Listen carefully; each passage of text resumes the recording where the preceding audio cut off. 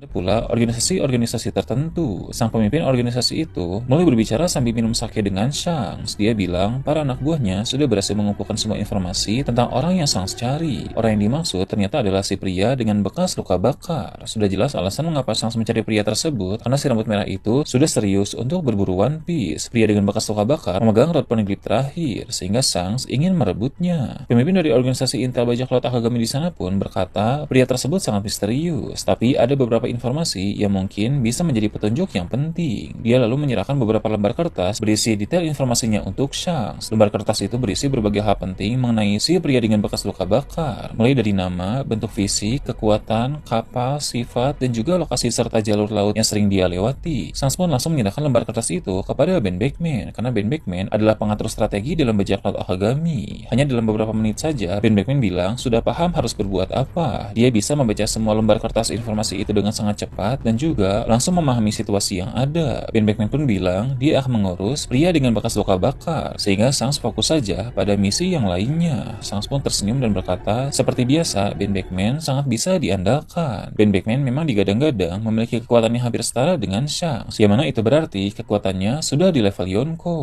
Jadi terkadang dia suka menjalankan misi sendiri jika Shanks memang sedang sibuk dengan masalah lain. Sangat menarik bagaimana Ben Beckman mengatasi pria dengan bekas luka bakar. Apakah dia akan menggunakan otaknya saja untuk bernegosiasi, atau malah dia akan langsung bertarung melawan pria dengan bekas luka bakar itu.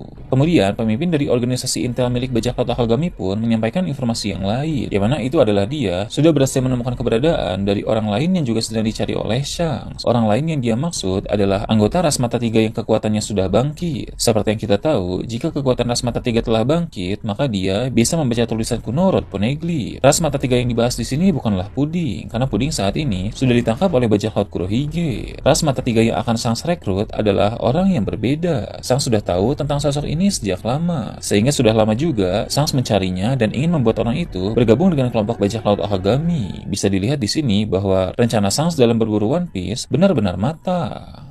Setelah itu, cerita berpindah ke tempat lain. Pulau Hachinosu yang merupakan markas Bajak Laut Kurohige akhirnya kembali disorot. Di sana Kurohige sedang berbicara dengan para komandan Titan. Dia tahu ke depannya nanti akan ada banyak pertempuran besar yang akan segera terjadi, baik itu melawan Yonko lain maupun melawan pihak pemerintah dunia dan angkatan laut. Untuk memastikan dominasi, Kurohige berniat segera mencari kekuatan buah iblis ketiga sebelum pertempuran-pertempuran tersebut dimulai. Van Ogre pun bertanya, setelah gagal mendapatkan Mero-Mero Nomi dan OP-OP Nomi kemarin, sekarang buah iblis apa yang Kurohige incar untuk dijadikan kekuatan ketiganya? Kurohige pun menjawab, belum ada yang pasti, karena cukup banyak buah iblis kuat dan menarik di luar sana. Salah satu yang menarik perhatian Kurohige adalah buah iblis legendaris Elbaf yang dikonsumsi oleh Loki. Dia tahu soal ini karena dulu Loki pernah menimbulkan banyak kekacauan di wilayah dunia baru, sehingga kekuatan Loki terekspos dan dibicarakan oleh orang-orang. Saat Loki disinggung, Van Ogre pun mengingat berita 6 tahun lalu di mana sang pangeran Elbaf itu dikalahkan oleh sang si rambut merah, dan Shanks mulai diakui sebagai Yonko. Kurohige berkata, menurut rumor yang dia dengar, Loki sebenarnya masih hidup dan berada di Elbaf. Memang Kurohige tidak mengatakan apa nama dari buah iblis yang Loki konsumsi, tapi dia bilang bahwa kekuatan dari buah iblis tersebut sangat kuat dan mampu menciptakan kehancuran besar. Berhubung buah iblis Loki disinggung oleh Kurohige, maka artinya Loki menjadi salah satu incarannya dalam mencari kekuatan ketiga. Meski begitu, hal ini tentu masih menjadi bahan pertimbangan, karena Kurohige memiliki opsi-opsi lain juga. Seperti yang kita tahu, Kurohige bukan tipe orang yang akan sembarangan bergerak. Dia akan menyusun rencana matang terlebih dahulu sebelum pergi beraksi. Kita berpindah ke Mary Joyce, memperlihatkan ruang otoritas para Gorosei. Galing yang sedang dalam misi ke tempat Dragon menggunakan kemampuan telepatinya untuk berbicara dengan para Gorosei lain, bahwa merupakan langkah yang bagus dengan memberi izin Shamrock untuk mobilitas sebagian kesatria suci di Elbaf. Galing yakin Shamrock akan membawa hasil yang maksimal, karena sejak dulu Shamrock memang memiliki reputasi bagus dalam penyelesaian semua misi. Gorosei lain pun setuju dengan Garling. Mereka berharap Shamrock akan berhasil memaksa Elbaf untuk menjadi sekutu pemerintah dunia apapun caranya, karena pemerintah dunia membutuhkan kekuatan para prajurit raksasa dalam perang besar yang akan segera datang. Kemudian Garling bilang, sementara sebagian kesatria suci membantu Shamrock di Elbaf, sebagian lainnya telah menemani Garling untuk membantunya dalam melakukan sesuatu. Garling pun terlihat sedang memegang beberapa poster buronan dari orang-orang kuat. Sepertinya orang-orang dalam poster buronan itu juga baru saja dibahas oleh para Gorosei lain, sehingga posternya sempat dibawa oleh Garling. Garling mengangkat poster itu dan berkata, akhirnya sebentar lagi dia bisa memberi pelajaran kepada orang ini. Ternyata poster buronan tersebut adalah milik Dragon. dragon. Namun tulisan berapa jumlah bounty-nya masih tertutup dengan kertas lain. Alasan mengapa Galing membawa sebagian kesatria suci bersamanya agar mereka bisa mengatasi para komandan revolusi, supaya Garling bisa fokus 1 lawan 1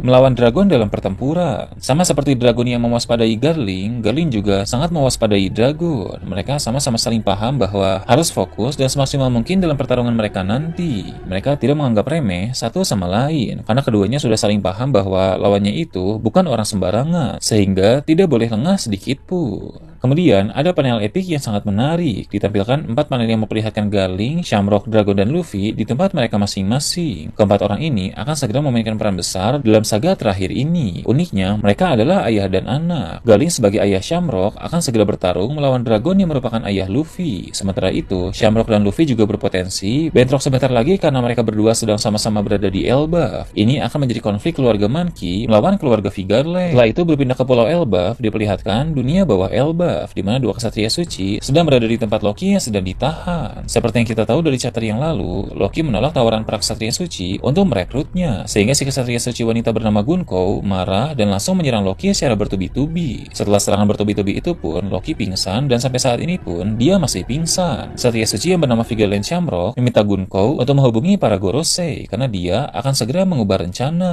Tujuan utama mereka di Elbaf adalah membuat negeri para raksasa itu berada di bawah kendali pemerintah dunia. Awalnya rencana pertama mereka dimulai dengan merekrut Loki masuk ke dalam kesatria suci terlebih dahulu. Namun karena Loki menolak, maka Shamrock pun berniat memakai rencana yang berbeda seperti yang dibahas sebelumnya. Selagi mereka saling berbicara, tiba-tiba semakin banyak hewan buas berukuran raksasa muncul di tempat mereka. Memang dalam chapter lalu terlihat Gunko telah mengalahkan cukup banyak hewan buas yang mencoba menolong Loki. Tapi sebenarnya hewan buas di dunia bawah yang menjadi teman sang pangeran itu ada lebih banyak lagi dan terus berdatangan. Shamrock pun bilang kepada Gunko untuk fokus berkomunikasi saja dengan para Gorosei. Dia sendiri yang menangani hewan-hewan buas itu. Shamrock berkata dia bisa saja menundukkan semua hewan buas tersebut dengan Hoshoku Haki. Namun dia memilih untuk tidak melakukannya karena nanti akan terlalu mudah. Shamrock ingin merasakan sensasi berburu karena sudah lama dia tidak melakukan perburuan. Jadi terungkap bahwa hobi dari Shamrock adalah berburu. Entah itu berburu manusia, berburu hewan buas, atau bahkan berburu makhluk lain. Dia pun mencabut pedangnya dan menebas semua hewan-hewan itu satu persatu. Dalam aksinya ini, kita bisa melihat kehebatan Shamrock dalam teknik berpedang dan kecepatan tinggi, sehingga semua hewan buas yang datang itu langsung kalah dengan sangat mudah. Kemudian, para manusia yang merupakan anak buah Loki di sana pun mulai bermunculan. Bila kita ingat kembali, mereka adalah orang-orang yang sama yang juga datang ketika Luffy berada di tempat Loki beberapa chapter yang lalu. Mereka terkejut melihat Loki kini sedang pingsan, dan para hewan buas juga ikut bertumbangan. Mereka pun ingin melarikan diri, tapi tatapan Shamrock memberi mereka tekanan besar sehingga sulit untuk bergerak. Shamrock lalu bertanya, siapa orang-orang itu? Dengan penuh ketakutan, mereka menjawab bahwa mereka adalah para manusia yang terjebak di sana dan menjadi anak buah Loki. Shamrock lalu berkata, apakah di antara mereka ada yang bisa memberi informasi tentang Loki? Shamrock mempertanyakan ini karena jika dia mendapatkan informasi berharga, mungkin saja dia bisa membuat Loki berubah pikiran dan bergabung dengan mereka. Setelah dia bertanya kepada para anak buah Loki, mereka pun menjawab bahwa tidak banyak yang mereka ketahui tentang sang pangeran itu. Tiba-tiba, salah satu di antara mereka pun teringat akan sesuatu. Dia bilang, Loki punya seorang teman bernama Mosa. Loki dan Mosa mungkin belum pernah bertemu secara langsung, tapi Mosa sering menemaninya berbicara melalui Denden Mushi. Mosa membantu Loki dalam mengatasi kesepian akibat ditahan bertahun-tahun di sana, sehingga Loki mungkin menganggap Mosa sebagai orang yang sangat berharga. Shamrock pun mulai berpikir, jika mereka bisa menemukan Mosa dan mengancam Loki, mungkin Loki mau berubah pikir.